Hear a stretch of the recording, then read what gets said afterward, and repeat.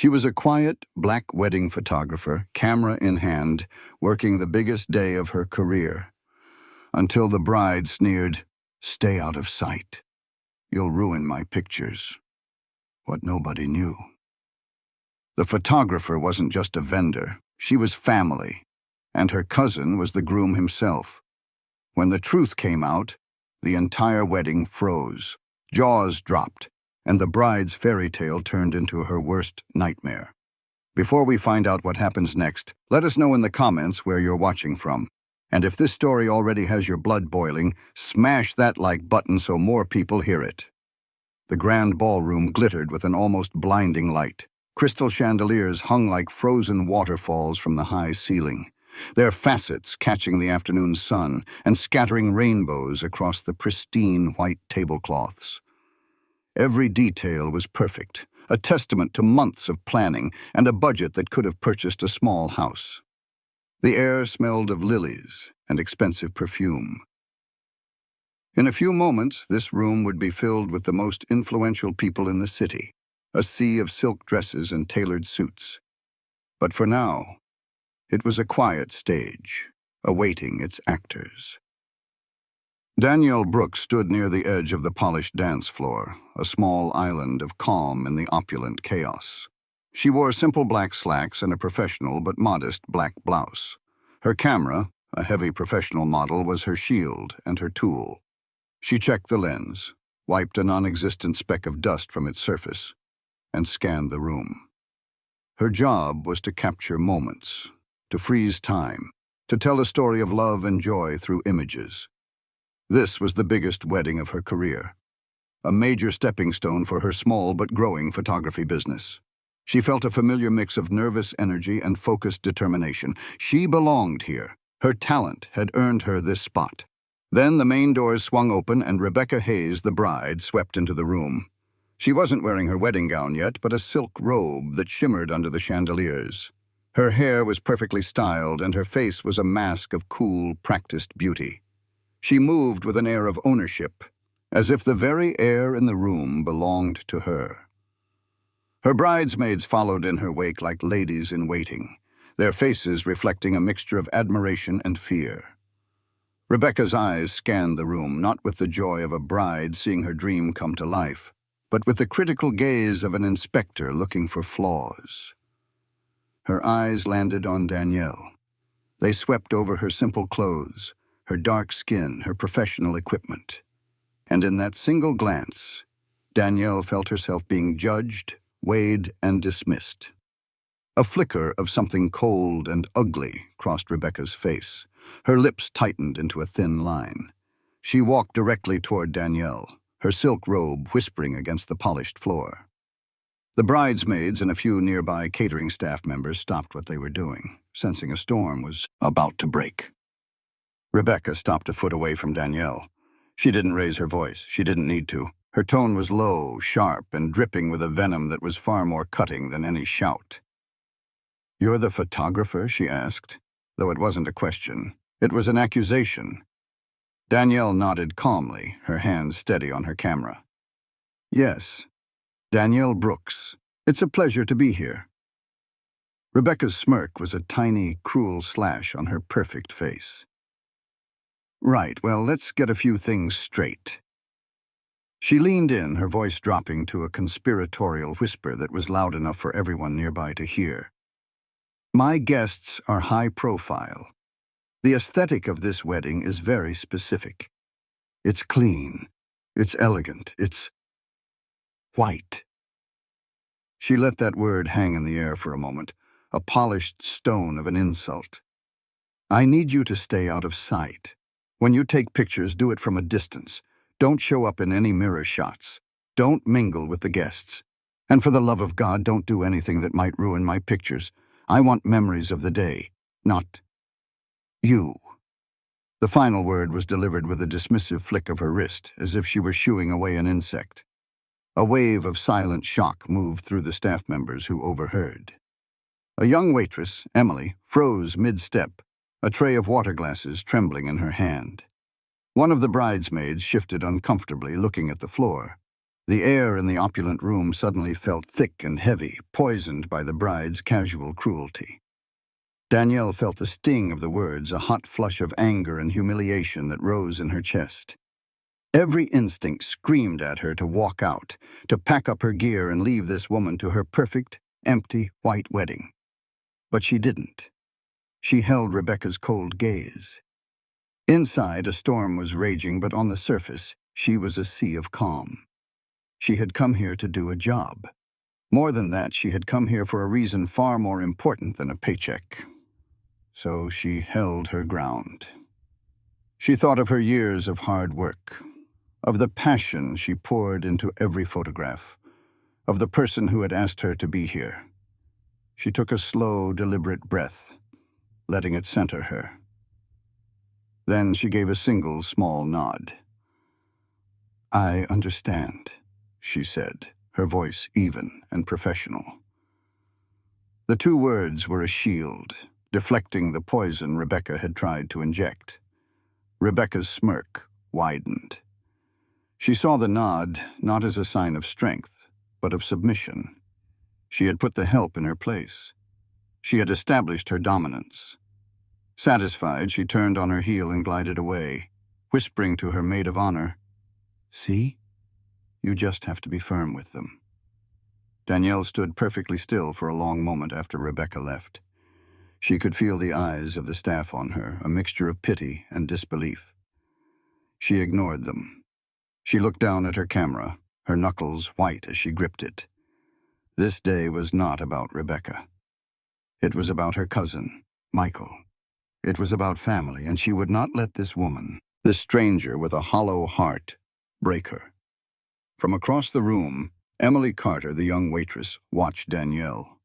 She saw the quiet dignity in Danielle's posture, the steel in her spine, and she saw the casual cruelty in Rebecca's smile. Emily's stomach churned.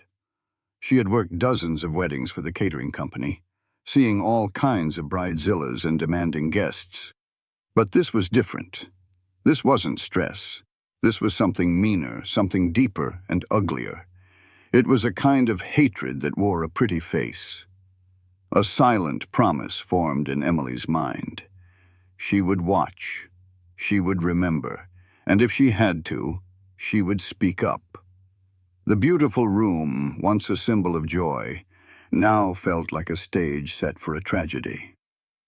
The story of this day was just beginning, and it was already far more complicated than anyone knew. Just as the last of Rebecca's cruel words faded into the vastness of the ballroom, the double doors opened again.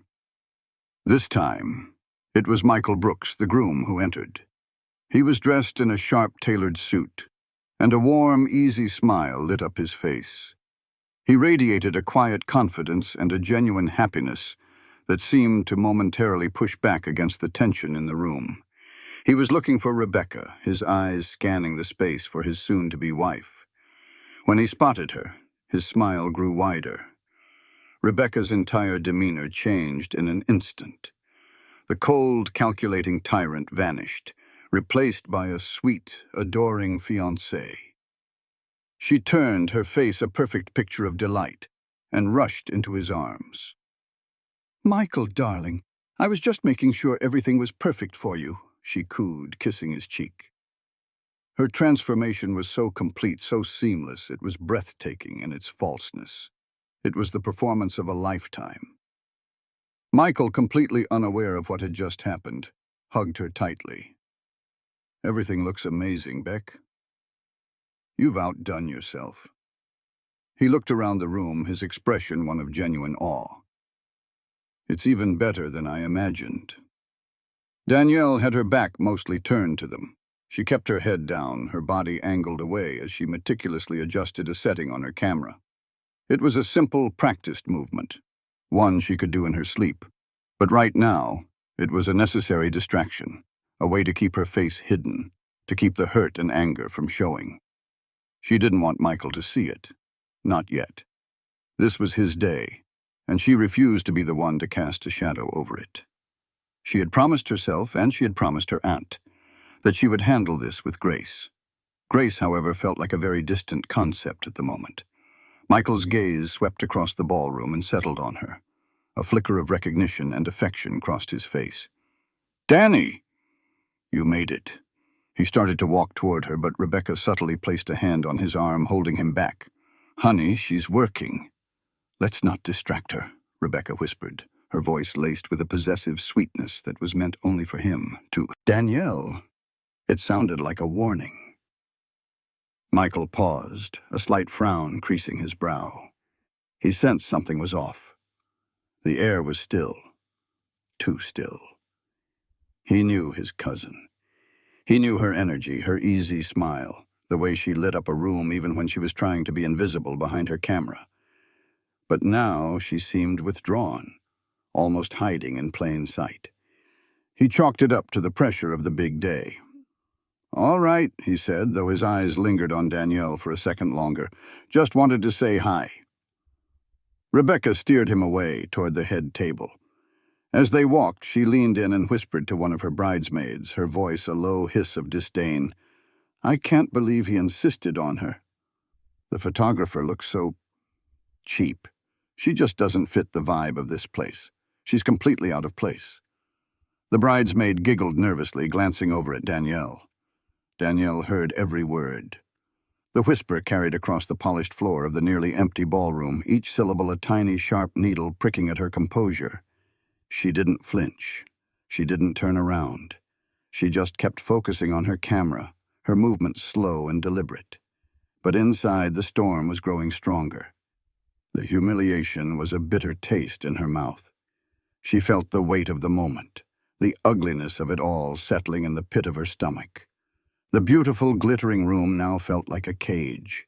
The cruelty she had just witnessed, followed by the two-faced performance for Michael, painted a very clear picture of the woman her cousin was about to marry. And it was a picture that made her heart ache for him. She had a job to do and a promise to keep. She would capture the smiles, the laughter, the first dance. But now, she would also be watching, waiting. The truth had a way of coming to light, and her camera wasn't the only thing that captured what was real. To understand the steel in Danielle's spine, to grasp why she stood her ground instead of walking away, you have to go back. Not just a few hours, but years. You have to understand that for Danielle and Michael, the word family wasn't just a word. It was a promise, forged in loss and tempered by love. They weren't just cousins. They were more like siblings. Their bond was a lifeline that had pulled them both through the darkest days of their lives. Michael's father, Danielle's beloved uncle, had passed away suddenly when Michael was just a teenager. The loss was a seismic event that shattered their family's world. Michael, once a carefree boy, was suddenly thrust into the role of the man of the house, trying to support his grieving mother while navigating his own profound sorrow. It was Danielle's family who had wrapped their arms around them.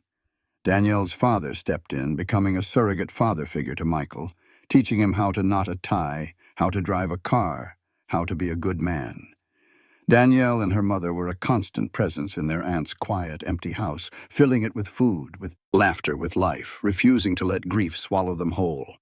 Danielle, who was a few years younger than Michael, looked up to him with a fierce admiration. She watched him carry the weight of his father's absence with a quiet strength that belied his years. And Michael, in turn, became fiercely protective of her. He was the one who encouraged her passion for photography. When she was in high school, using a beat-up old camera to take pictures of everything from stray cats to sunsets, he saw her talent.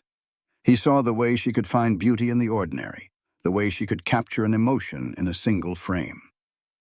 For her 18th birthday, he used the money from his first real summer job, not to buy a new stereo or a used car, but to buy her a state-of-the-art DSL camera. It was more money than he could really afford, but he didn't care. He believed in her. "You've got an eye, Danny," he had told her, his voice full of conviction. "Don't ever let anyone tell you that you can't do this." That camera became an extension of her arm. It was her voice when she felt shy, her shield when she felt vulnerable. And Michael's belief in her was the fuel that powered her dream. He helped her build her first website. He recommended her to friends for small gigs, birthdays, family portraits, community events. When he started his own successful business, he hired her to do all his corporate headshots and marketing photos, paying her far more than she asked for. He wasn't just a cousin. He was her biggest champion, her most loyal client, and her unwavering supporter. So when he got engaged to Rebecca, his first call after telling his mother was to Danielle. "I need a wedding photographer," he had said, his voice buzzing with excitement. "And there's only one person I trust to do it." Danielle had been thrilled, but also hesitant. "Michael, this is a huge high society wedding. Are you sure? You should hire one of those big, famous photographers." He had cut her off. "No, I want you. This is about family. Having you there, capturing our day, means more to me than any fancy name. It's not negotiable, cousin. You're doing it." He had insisted on paying her full professional rate, even though she offered to do it for free as a wedding gift. "This is your business, your career," he had argued. "And I respect that. Blood before business, always. But good business respects blood." So she had agreed. She knew she would be stepping into a world that was very different from her own, a world of inherited wealth and high expectations. She knew she might face a few sideways glances or subtle snubs from guests who saw her as just the help. She was prepared for that. What she had never ever expected was to be so crudely and cruelly humiliated by the bride herself, by the woman her beloved cousin was about to pledge his life to. That was a blow she hadn't seen coming. And it was a betrayal not just to her, but to the very idea of family that she and Michael held so dear. This wasn't just a job anymore. It was personal. Danielle stood in the glittering ballroom, the bride's insult still echoing in her mind, and a cold, hard clarity settled over her. Many people in her position would have reacted with immediate fire. They would have confronted Rebecca on the spot or gone straight to Michael, or simply packed their bags and walked out, leaving the wedding without a photographer. That would have been the easy path, the path of righteous anger. But Danielle chose a different way. Her silence was not a sign of weakness. It was a weapon. It was a conscious, deliberate choice, born not of fear, but of profound strength and a deep, protective love for her cousin. She knew Michael. She knew his heart, his loyalty, his fierce devotion to family. If she went to him now in the hours before his wedding and told him what Rebecca had said, what would happen? The day would be ruined. There would be a massive, explosive confrontation. The joy and celebration he had looked forward to for so long would curdle into a bitter fight. It would become a story of chaos and conflict, and the beautiful memories he deserved would be forever tainted. She wouldn't do that to him. She would not be the one to light the match that burned his wedding day to the ground. She loved him too much for that. So, she chose to wait. She chose to observe. Her silence became her shield, a cloak of professional invisibility that allowed her to see Rebecca in her natural habitat. She wanted to see who this woman truly was when she thought no one of importance was watching. She wanted to understand the character of the person Michael was about to make his wife. Was this a momentary lapse in judgment, a slip of the tongue brought on by pre-wedding stress? Or was this something deeper, a fundamental rottenness at her core? Danielle suspected it was the latter, but she needed to be sure. The initial insult was a clue, but she needed more evidence. By staying quiet, by simply nodding and accepting the cruel order to stay out of sight, she had given Rebecca a false sense of victory. Rebecca now saw her not as a person, but as a compliant object, a piece of scenery that could be ignored. And in that, Danielle found her power. People reveal their true selves when they believe they are in control, when they feel no need for pretense. Danielle decided to give Rebecca all the space she needed to do just that. She thought of it like developing a photograph in a dark room. The image was already there, captured on the film. You just had to be patient and let the chemicals do their work, slowly bringing the hidden truth to light. Danielle's silence was the developing fluid. Rebecca's arrogance was the image. All Danielle had to do was watch as the picture became clearer and clearer. She would do her job. She would take beautiful photos. She would capture the fake smiles and the genuine ones. She would document the day as it unfolded, but with every click of her shutter, she would also be gathering information, observing interactions, and listening to the whispers.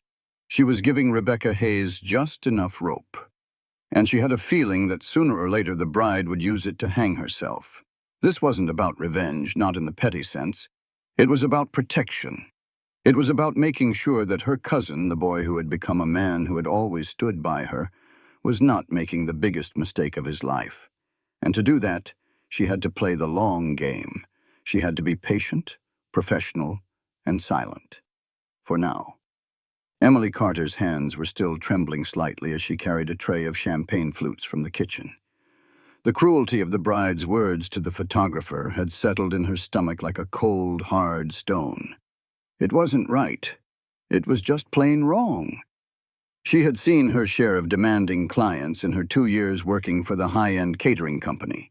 She'd been yelled at for serving the wrong kind of sparkling water, for being too slow with an appetizer, for standing in the wrong place. But what she had witnessed in the ballroom was different. It wasn't the frantic energy of a stressed-out bride. It was a cold, calculated act of humiliation. Rebecca hadn't just given an order, she had intentionally tried to make Danielle feel small, worthless, and invisible. And she had done it with a smirk on her face. As Emily moved through the bustling prep area, she was torn.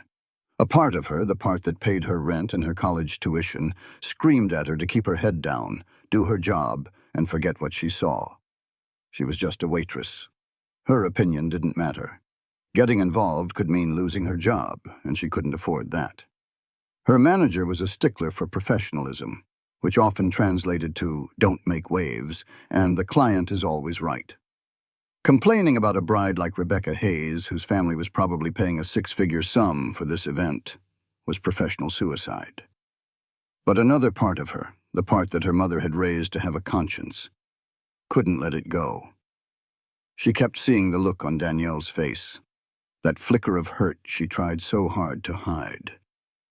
She saw the quiet dignity with which Danielle had simply nodded and gone back to her work. It was a strength Emily admired, but it also broke her heart that anyone should have to summon that kind of strength on what was supposed to be a day of celebration. Her mind raced. Should she say something to her manager? No, he would just tell her to get back to work. Should she try to find the groom, Michael? That felt like a huge overstep. What if he didn't believe her? What if he took Rebecca's side? She could be fired on the spot. She felt trapped, a silent witness to an injustice she felt powerless to stop. For the next hour, she tried to push it out of her mind. She served hors d'oeuvres to the first arriving guests, smiling and nodding, her waitress persona firmly in place, but every time she caught a glimpse of Danielle moving silently along the edges of the room. Her camera, a natural extension of her body. The knot in her stomach tightened. Danielle was the picture of professionalism. She was unobtrusive yet ever-present, capturing candid moments of laughter and conversation without ever drawing attention to herself. She was doing her job, and she was doing it beautifully, despite the ugliness she had been shown. Finally, Emily couldn't stand it anymore. She saw a moment when Danielle was alone, reloading a memory card near a service entrance. Taking a deep breath and telling herself this was the right thing to do, Emily walked over. Her heart was pounding in her chest. "Excuse me," she whispered, her voice barely audible over the growing murmur of the guests. Danielle looked up, her expression calm and unreadable. "I'm Emily." "I'm one of the wait staff," Emily said, wringing her hands on her apron. I saw what the bride said to you earlier, in the ballroom." Danielle's eyes softened just a little. She gave a small, almost imperceptible nod. Emily rushed on, the words tumbling out in a nervous whisper. "I just wanted to say, that was cruel. It was horrible. And you didn't deserve it. No one deserves that." She paused, gathering her courage for the final, most important part. If you need someone to back you up, if you decide to say something, I will. I'll tell them exactly what I heard. I don't care if I get in trouble. A wave of relief washed over Danielle, so potent it almost buckled her knees. In a room full of strangers and one hidden enemy, she had just found an ally. She hadn't expected it. This young woman was risking her job for a complete stranger, simply because she knew what was right. "Thank you, Emily," Danielle said, and her voice was thick with a gratitude that went far beyond the words. "That means more than you know. I'm not going to do anything right now, but I'll remember your offer." Emily nodded, a sense of rightness settling over her. "Okay. Just let me know." She gave Danielle a small, supportive smile and then slipped back into the crowd, her tray of empty glasses in hand. She felt lighter. She had done the right thing. Whatever happened next, she was no longer just a silent witness. She was part of the story. And Danielle, watching her go, felt a little less alone in the glittering, hostile room. While Danielle was finding an unexpected ally, Rebecca was holding court in the bridal suite. The room was a chaotic confection of white tulle, half-empty champagne glasses, and clouds of hairspray. Rebecca sat on a velvet armchair like a queen on her throne, surrounded by her bridesmaids who fluttered around her, adjusting her veil, touching up her lipstick, and offering endless streams of praise. "You look absolutely breathtaking, Becca," one gushed. "Michael is going to lose his mind when he sees you," another added. Rebecca soaked in the compliments, her smile wide and self-satisfied. The earlier confrontation with the photographer was already a distant memory, a minor bit of housekeeping she had efficiently taken care of. In her mind, she hadn't been cruel. She had been decisive. She was protecting her vision, curating her perfect day. "I had to deal with the photographer earlier," Rebecca announced to the room, her tone light and casual as if she were discussing the floral arrangements. She just looked so out of place, you know. Her maid of honor, a woman named Jessica, who had been her friend since boarding school, nodded eagerly. "Totally. You can't have someone like that wandering around. It lowers the tone." Rebecca laughed, a high, tinkling sound that held no real warmth. "Exactly. I mean, we're spending a fortune to create this millionaire aesthetic, and then they send in the cheap black girl with a camera. I had to tell her to basically make herself invisible." She took a delicate sip of her champagne, her eyes sparkling with amusement. "I was very polite, of course. I just said, stay out of sight. You'll ruin the pictures. Simple as that."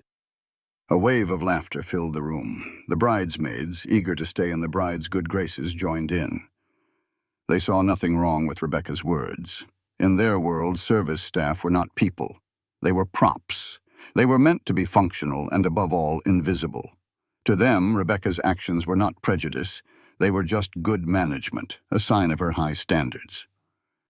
"Good for you, Becca," one of them said. "You have to be in control of every detail on your big day." Another added, "It's your world today. Everyone else is just living in it." Rebecca beamed, basking in their approval.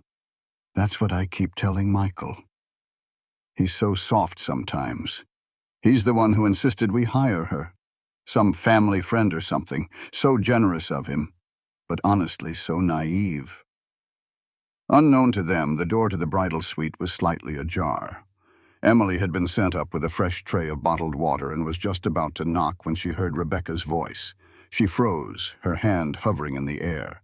She heard every word of the conversation, the mocking tone, the casual racism, the laughter. She heard them call Danielle the cheap black girl with a camera.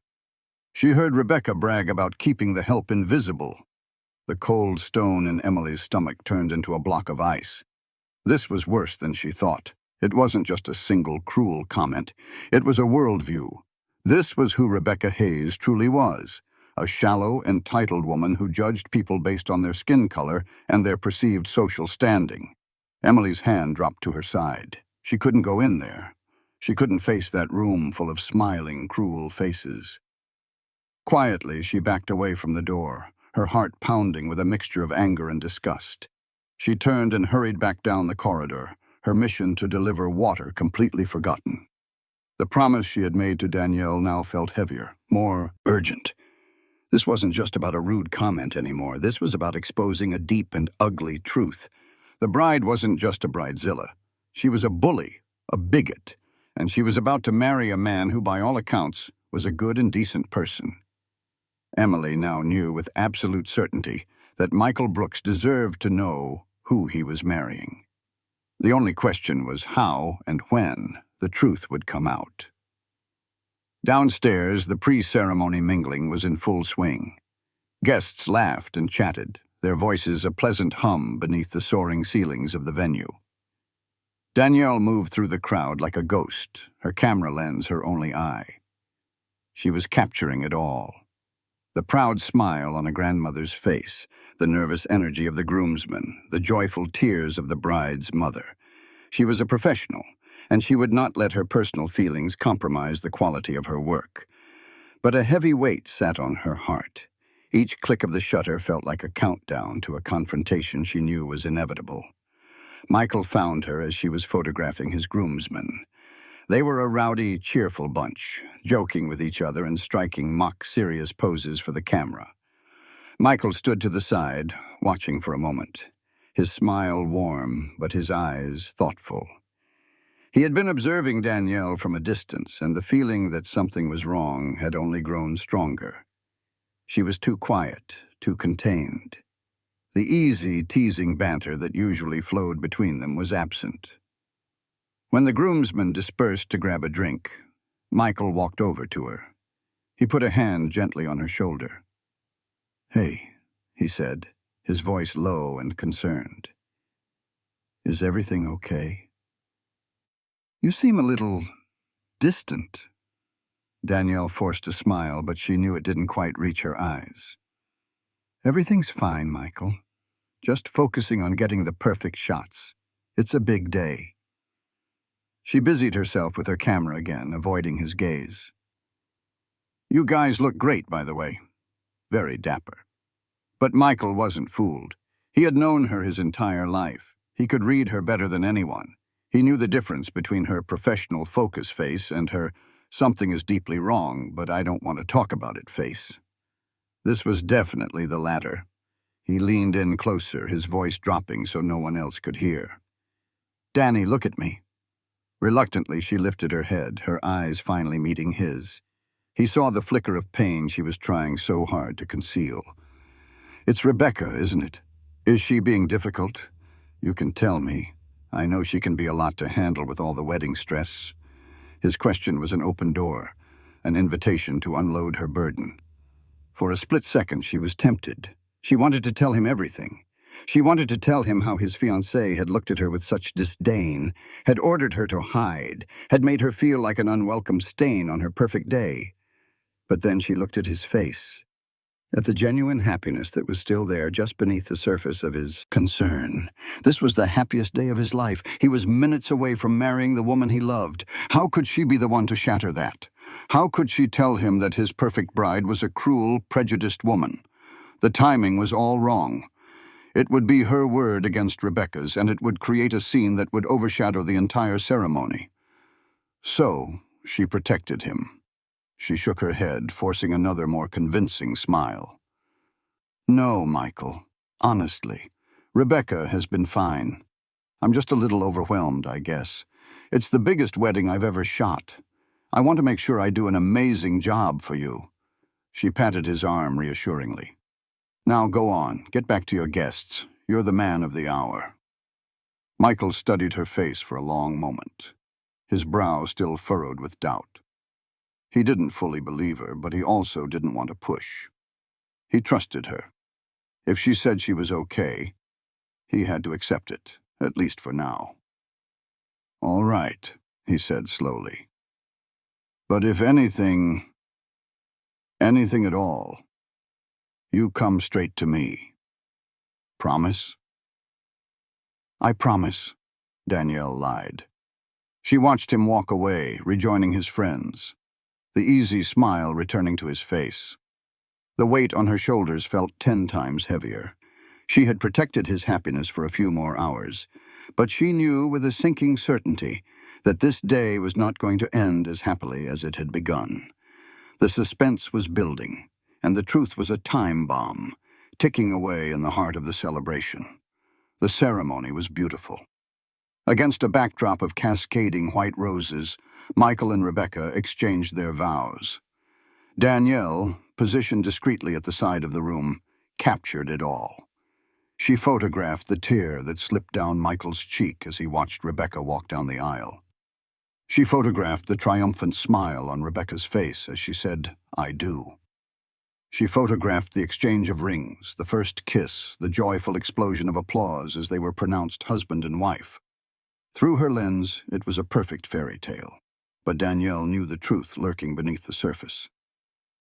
After the ceremony, as guests moved toward the ballroom for the reception, Danielle found a quiet moment to herself. She slipped out a side door into a small, secluded courtyard. The cool evening air was a welcome relief from the stuffy, emotionally charged atmosphere inside. She needed to think. She needed a plan.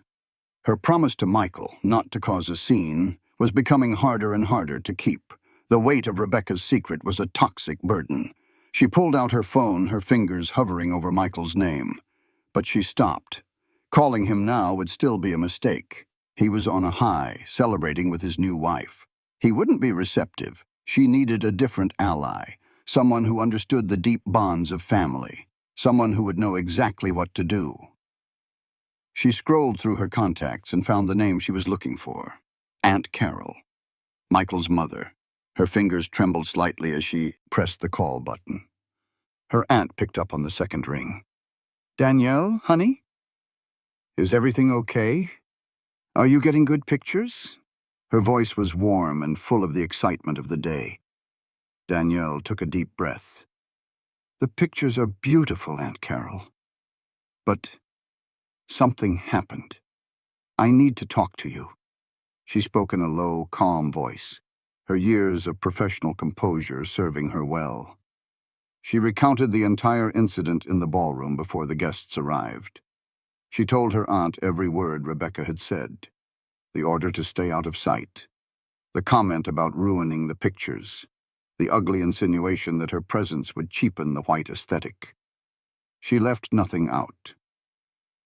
There was a long, heavy silence on the other end of the line. Danielle could almost feel the joy draining out of her aunt, replaced by a cold, hard anger. When Carol finally spoke, her voice was tight with fury, but also steady and controlled. "That little girl," she said, her voice dangerously quiet. "She dared to speak to you that way? To my brother's daughter? In my son's house?"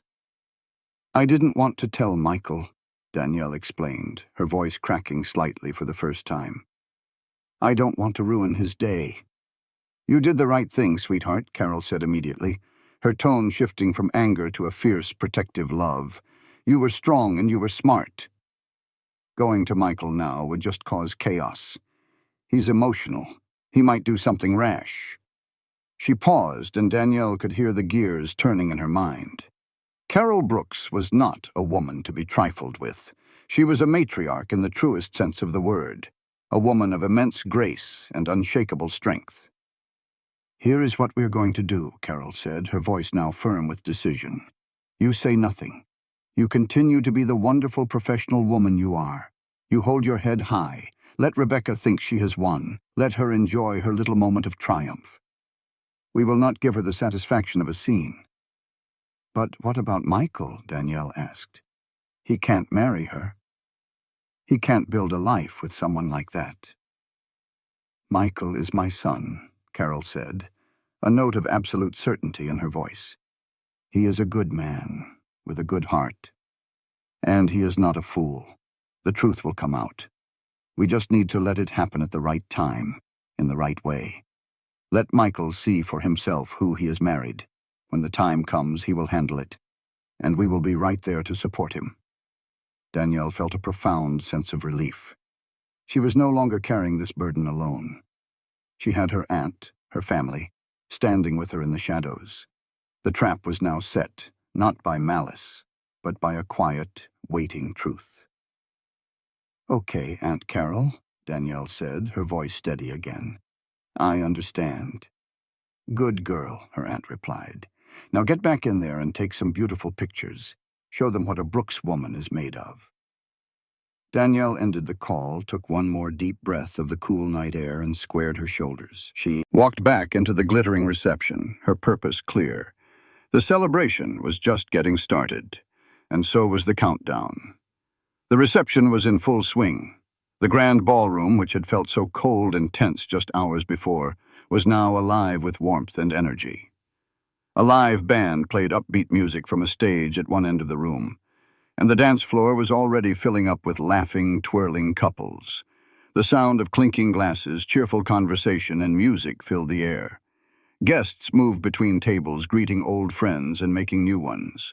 Waiters, including Emily, moved seamlessly through the crowd, their trays laden with champagne and exquisite appetizers. To an outside observer, it was the picture of a perfect wedding celebration.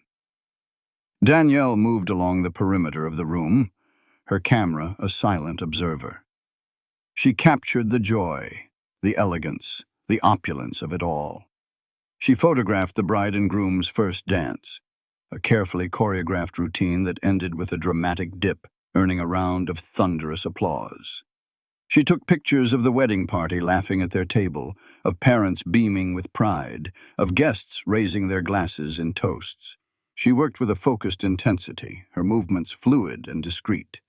She was doing exactly what Rebecca had ordered her to do, staying out of sight, being invisible, but she was doing it on her own terms, with a quiet dignity that was its own form of rebellion. Rebecca, now Mrs. Rebecca Brooks, was the star of the show, and she played the part to perfection. She paraded around the room on Michael's arm, her white dress a cloud of silk and lace, her smile dazzling and constant. She accepted congratulations with a practiced grace, her laughter tinkling like wind chimes. She was the queen of her own fairy tale, completely oblivious to the storm gathering on the horizon. She felt powerful, admired, and untouchable. The little incident with the photographer was completely forgotten, a trivial matter that had been dealt with and discarded.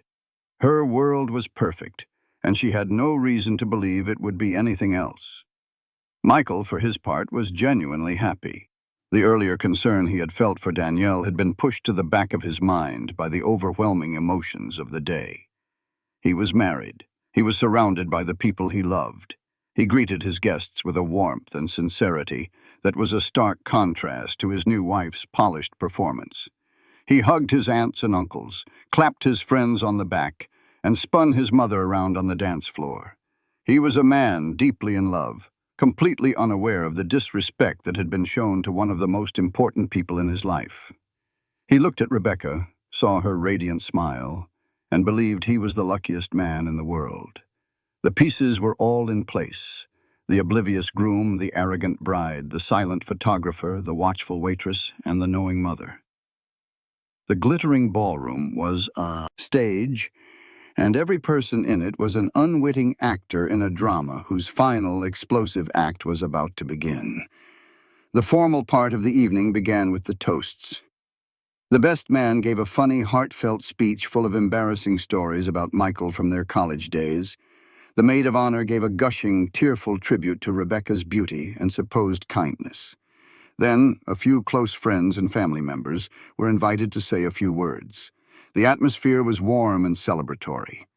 Rebecca, seated at the head table next to Michael, was glowing, basking in the attention. After a particularly flattering toast from one of her college friends, Rebecca felt emboldened. She was feeling invincible, surrounded by people who adored her. She leaned over to a table of her closest friends, her voice a loud, confident whisper that carried further than she intended.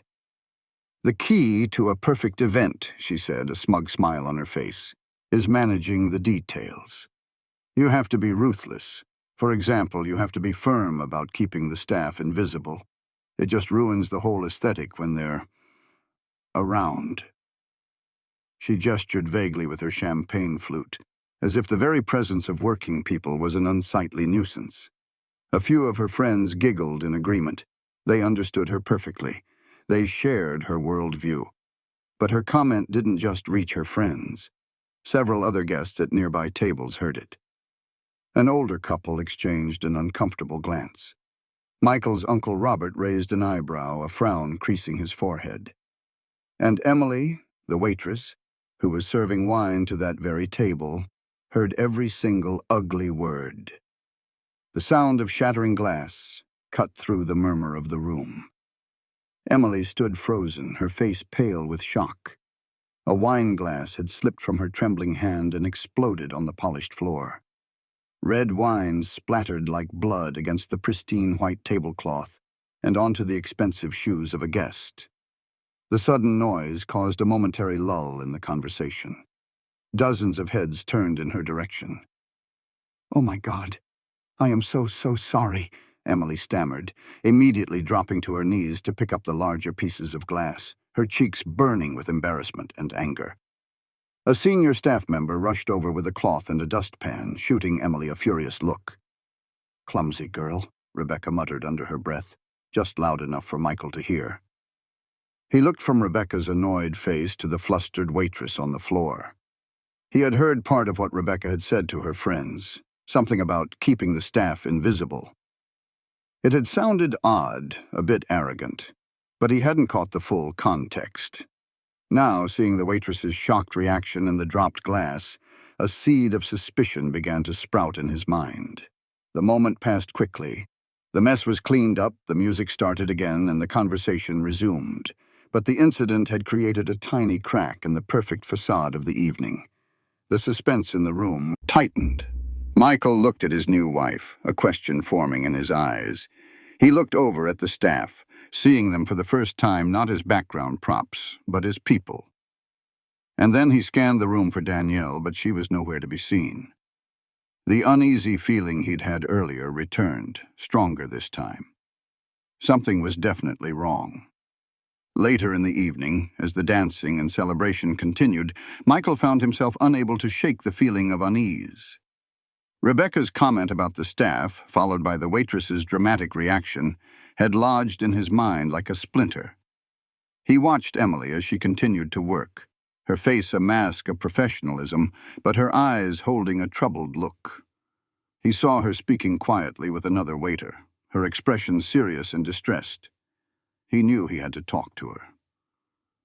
He waited for a moment when she was leaving the ballroom to head back to the kitchen. He intercepted her in the quiet hallway, his expression gentle but firm. "Excuse me," he said. "Can I have a word with you for a second?" Emily froze, her eyes widening in panic. "Sir, I am so sorry about the glass. It was an accident. I can pay for it," she said, her voice trembling. She was sure she was about to be fired. Michael shook his head. No, it's not about that. Don't worry about the glass." He looked her directly in the eye. "I saw your face after Rebecca made that comment at the table. You looked upset, and I have a feeling it wasn't just because you dropped a glass." Emily's heart hammered against her ribs. This was it. The moment of truth. The groom himself was asking her. Her mind raced.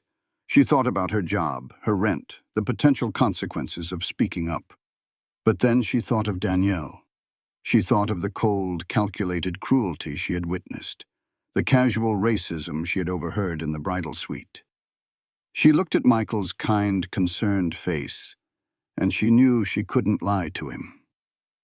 He deserved to know. She took a deep breath. "Sir, I don't want to cause any trouble on your wedding day." "Please," Michael said, his voice low and urgent. "Just tell me the truth. What happened?" And so she did. In a hushed, hurried voice, Emily told him everything. She started with the very beginning, describing the scene in the ballroom before the guests arrived. She repeated Rebecca's words to Danielle, word for word. "Stay out of sight. You'll ruin my pictures." She told him how Rebecca had sneered, how the staff had gasped, how Danielle had stood there and taken the abuse with a quiet dignity that broke Emily's heart. Then she told him what she had overheard outside the bridal suite. How Rebecca had bragged to her bridesmaids, calling Danielle the cheap black girl with a camera, and laughing about keeping the help invisible. As Emily spoke, a chilling transformation came over Michael. The warm, happy groom disappeared. The color drained from his face, leaving it a pale, tight mask of disbelief, which quickly hardened into a cold, quiet rage. His eyes, which had been so full of love and joy all day, turned to ice. He didn't interrupt, he didn't ask questions, he just stood there perfectly still, absorbing every horrible detail. It was as if he was watching a building collapse in slow motion. The building of the life he thought he was starting. The image of the woman he thought he knew. Everything Emily said clicked into place. Danielle's distant behavior, the tension he had sensed in the room, his own nagging feeling that something was wrong. It all made a terrible, sickening kind of sense. When Emily finished, the hallway was silent. She looked at him, terrified of what he would do next. She expected him to explode, to yell, to storm off. But he did none of those things. He remained unnervingly calm. "Thank you, Emily," he said, his voice flat and devoid of emotion. "You did the right thing." He reached into his pocket, pulled out his wallet, and handed her a card. "This is my personal number. If you lose your job over this, you call me. I'll take care of it." Then without another word, he turned and walked back toward the ballroom. His steps were measured and deliberate. He wasn't walking like a man in a rage. He was walking like a man on a mission. He was calm, but it was a dangerous calm. It was the stillness at the center of a hurricane. Emily watched him go, her heart pounding. She had lit the fuse. Now she could only wait for the explosion. Michael walked back into the reception, but he saw the glittering room through new eyes. The happy music sounded hollow. The laughing faces of his guests looked like masks. The beautiful decorations seemed gaudy and fake. Everything was a lie. He walked directly to the stage, where the band was just finishing a song. He took the microphone from the startled lead singer. "Excuse me, everyone," he said into the mic, his voice steady and clear, cutting through the chatter of the room. "Can I have your attention for just a moment?" The music stopped. The conversations died down. A hush fell over the ballroom as hundreds of pairs of eyes turned to him. Rebecca, who was chatting with some guests, looked up at him with a beaming, possessive smile, thinking he was about to make another toast to her, to them. Michael's eyes scanned the crowd, searching for one face. He found her standing near the back of the room, her camera held at her side. "Danielle," he said, his voice echoing through the silent room. "Danielle Brooks, could you please come up here?" A confused murmur rippled through the guests. Danielle froze. This was it. The moment had arrived, sooner and more publicly than she could have ever imagined. All eyes swiveled to her. She felt 100 gazes on her, questioning, curious. For a split second she hesitated. But then she met Michael's eyes across the room. She saw the pain, the anger, and the resolve in his expression. He was asking for her support, and she would not let him down. Holding her head high, she began to walk toward the stage. The journey felt like it took an eternity. With every step, the whispers grew louder. "Who is she? What's going on? Is that the photographer?" Rebecca's smile faltered. A look of confusion, quickly followed by annoyance, crossed her face. Why was Michael calling the help onto the stage? What was he doing? This was not part of her perfect plan. Danielle reached the stage, and Michael extended a hand to help her up. She stood beside him, her heart pounding, but her expression calm and composed. She faced the sea of faces, silent and ready. Michael put a protective arm around her shoulder. He looked out at his guests, at his family, at his friends. Then his gaze settled on his bride. "I'd like to introduce you all to someone properly," Michael announced, his voice ringing with a cold, hard authority. "Most of you know her today as our wedding photographer, a very talented artist who has been capturing our day." He paused, letting the silence stretch, building the tension in the room to an unbearable level. Rebecca's face was now a mask of anxious confusion. Her perfect smile was gone, replaced by a tight, worried line. "But she is much, much more than that to me," Michael continued, his voice growing stronger. "This isn't just my photographer. This is Danielle Brooks. She's my cousin. She's my family. She's my blood." The word blood hung in the air like a judgment. A collective gasp swept through the ballroom. Jaws literally dropped. People turned to stare at each other, their faces a mixture of shock and disbelief. The whispers erupted into a roar of confused chatter. Michael's mother, Aunt Carol, stood at her table, her face a picture of grim, sad vindication. Emily, the waitress, watched from the side of the room, her hand covering her mouth. And Rebecca. Rebecca's face drained of all color. The blood rushed from her head, leaving her skin a ghastly, waxy white. Her mouth opened slightly, but no words came out. The champagne glass she was holding slipped from her numb fingers and shattered on the floor, the sound lost in the growing chaos of the crowd. The fairy tale had just ended. The nightmare had begun. Danielle stood tall and silent beside her cousin, her quiet strength now on display for all to see. She wasn't hiding anymore. The room was a cacophony of whispers and stunned silence. Michael let the shock settle for a long moment, his cold gaze never leaving Rebecca's horrified face. He had put all the pieces on the board, and now it was time for the checkmate. He lowered the microphone slightly, but his voice was still amplified, ensuring every single person in the room would hear the verdict. He turned his body to face Rebecca directly, a prosecutor addressing the accused. "Rebecca," he said, his voice dangerously low and controlled, "I have a few questions for you. And I want you to answer them in front of all of our friends and family." Rebecca stood, frozen by the head table, a deer caught in the headlights. She looked trapped, exposed, her mind racing to find an escape that didn't exist.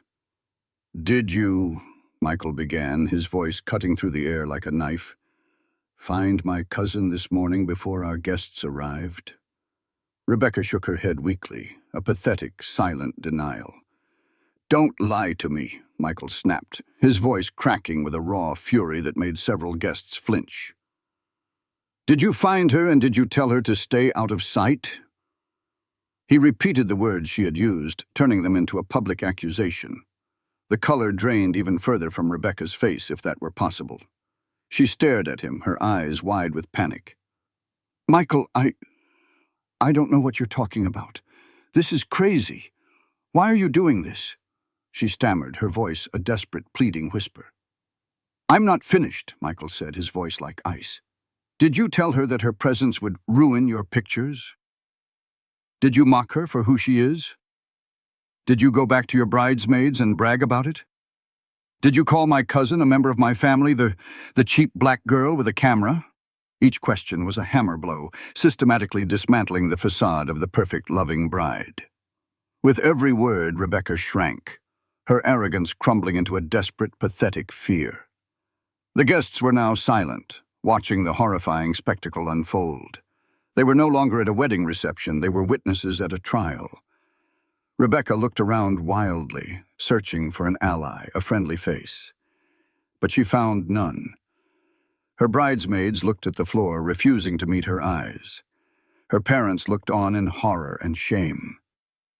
She was utterly and completely alone. "No," she finally cried out, her voice high and shrill with desperation. "No, I didn't.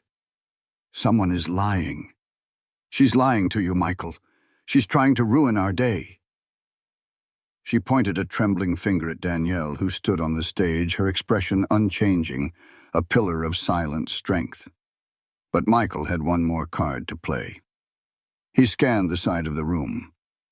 "Emily," he called out. "Emily, the waitress, would you please step forward?" A path parted in the crowd as Emily, her face pale but her eyes determined, walked to the front of the room. She stood near the stage, looking up at Michael. "Emily," Michael said, his voice softening slightly. Could you please tell everyone what you told me in the hallway? What did you hear this morning?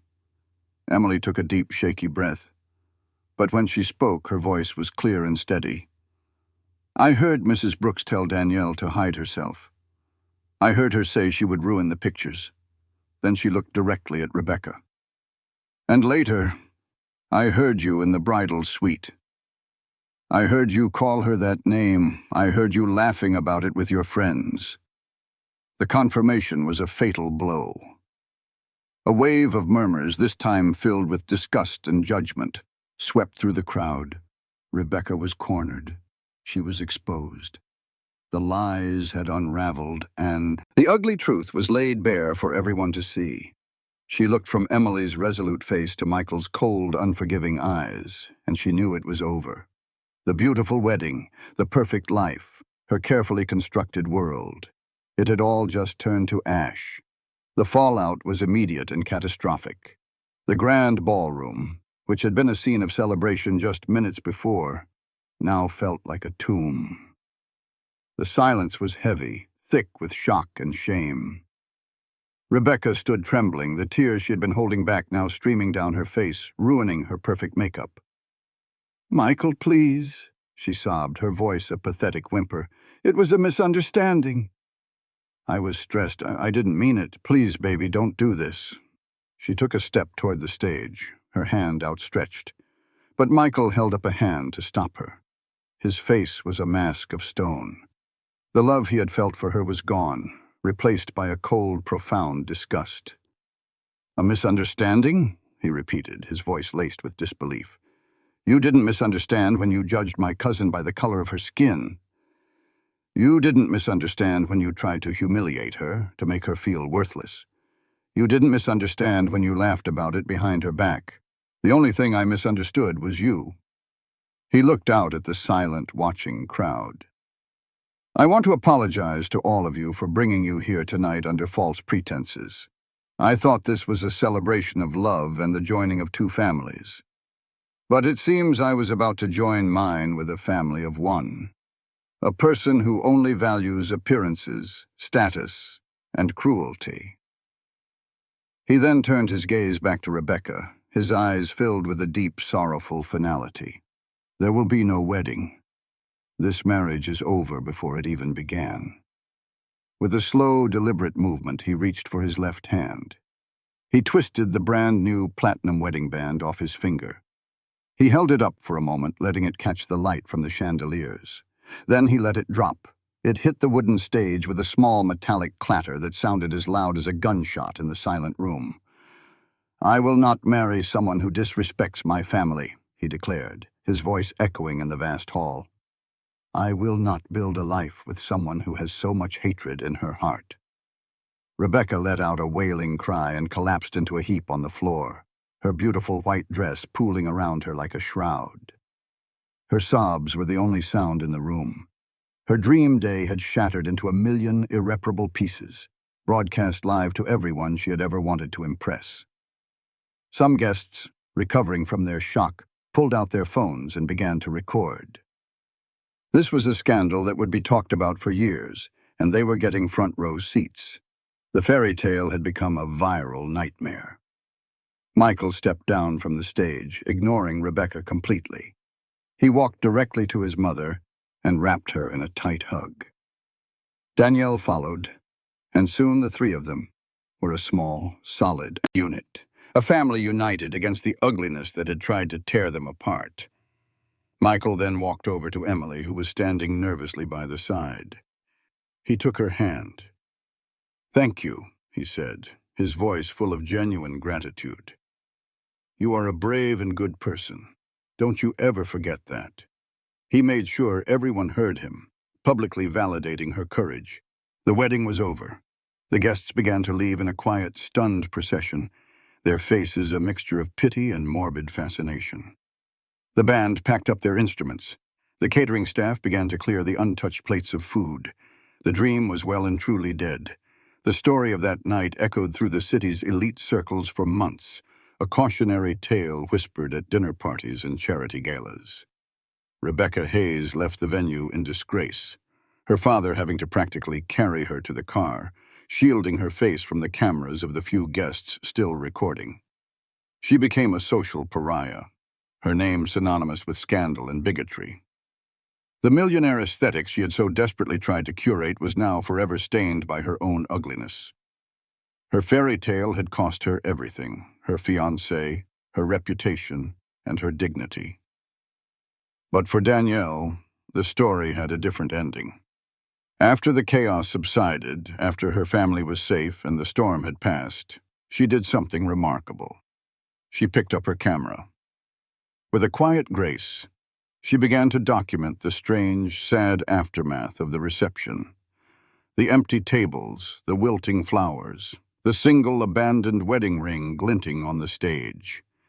She was a storyteller, and this too was part of the story.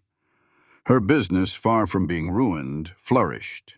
When the story inevitably leaked, she was hailed as a hero, a symbol of dignity and strength.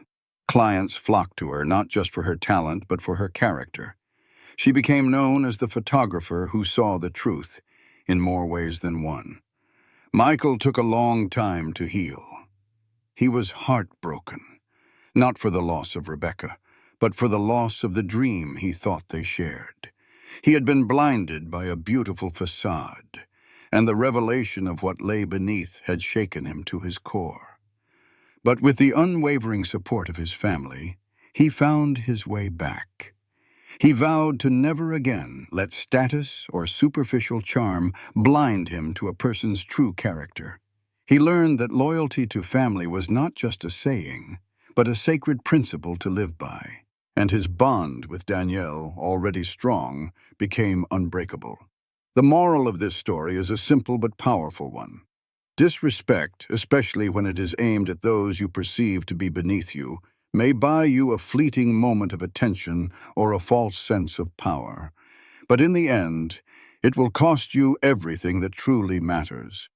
True power is not found in wealth or status or a perfectly curated aesthetic. It is found in character. It is built on a foundation of kindness, of loyalty, and of love.